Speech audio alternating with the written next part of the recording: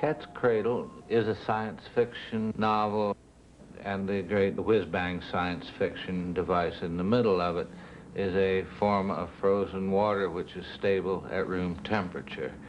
And if this sort of substance ever got loose on the Earth, it would teach all water how to freeze in that way. And the water on the face of the Earth would vanish. This novel, too, was inspired by General Electric, by science at General Electric. In those days, it was quite conventional for research scientists to be indifferent about what became of their discoveries, as they were interested only in truth. And I think that the government was very interested in having our scientists feel that they were in no way associated with weapons, and so they would continue to conduct research cheerfully. I worked there as a publicity man with Irving Langmuir, who was a Nobel Prize-winning physicist. He was the only one in private industry in those days, and he was maddeningly absent-minded, and it seemed wrong to me in view of some of his discoveries that he should be so indifferent to what became of them. So this dreadful substance, which is discovered by a man who is purely interested in truth, finally winds up in the hands of a dictator. And not to leave you in suspense, the world ends. I opened my eyes, and all the sea was iced 9.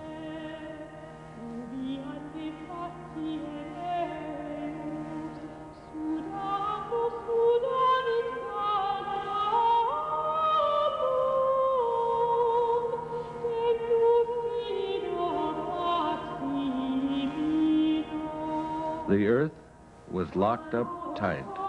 It was winter, now and forever.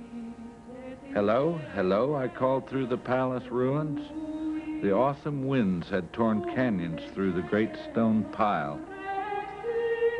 The arch of the palace gate was the only man-made form untouched. Written at its base was a calypso. Someday, this crazy world will have to end, and our God will take things back that he to us did lend. And if on that sad day you want to scold our God, why, go right ahead and scold him. He'll just smile and nod. I was born in 1922, and then I had a father and a brother who believed strongly in technology, that the world was going to be remade. And I was an enthusiast for this, too, and I wrote one time that I expected that by the time I was 30, that Popular Mechanics magazine would have a color photograph of God on its cover. Science would have cornered God and got him to agree to pose and to answer any questions they might still have. And I was a great believer in truth, scientific truth, and then as I wrote once, then truth was dropped on Hiroshima. And so I was hideously disillusioned, as that is when I lost my innocence, really, is when the bomb was dropped on Hiroshima, and I was with my scientist brother when the news came, is when we picked up the newspaper. I had come home from the war in Europe and was at home on a furlough, and here the newspaper told about the atom bomb. And my brother knew exactly what this thing was, and that this was not just anything like gunpowder or dynamite or TNT, that this was a new order of destruction. And I mean, people now, as ordinary citizens, only now are realizing how destructive these weapons are, and that they are, in fact, a new order of violence.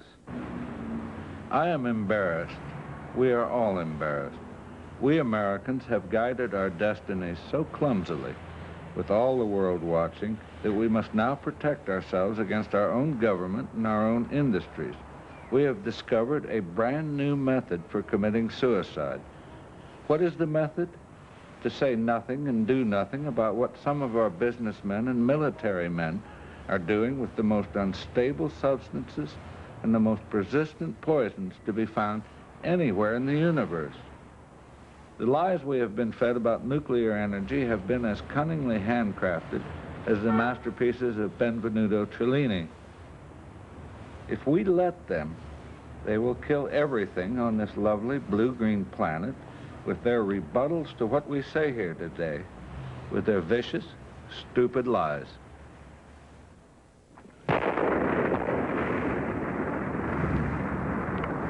Unconscious child with a head cut. This is St. Vincent 61. Go ahead. We're transporting an 11-year-old female patient. I have now seen with my own eyes what a neutron bomb can do to a city. The official story is that an American truck was transporting this American bomb on the interstate, and the bomb went off. There was this flash. It was an accident, supposedly. The truck, if there really was a truck, seems to have been right opposite the new Holiday Inn when the bomb went off. But most of the structures are still left standing and furnished. I am told that every one of the television sets in the new Holiday Inn is still fully operable. We were a party of 4. Ketchum's wife and Felix's wife had declined to come along. They were afraid of radioactivity. We were unable to persuade those superstitious souls that the whole beauty of a neutron bomb explosion was that there was no lingering radiation afterwards. Felix and I had run into the same sort of ignorance when it was time to bury Mother next to Father in Calvary Cemetery. People refused to believe that she herself wasn't radioactive. They were sure that she would make all the other bodies glow in the dark and that she would seep into the water supply and so on. And I do not see how I can get out of asking this question. Does it matter to anyone or anything that all those peepholes were closed so suddenly? Since all the property is undamaged, has the world lost anything it loved?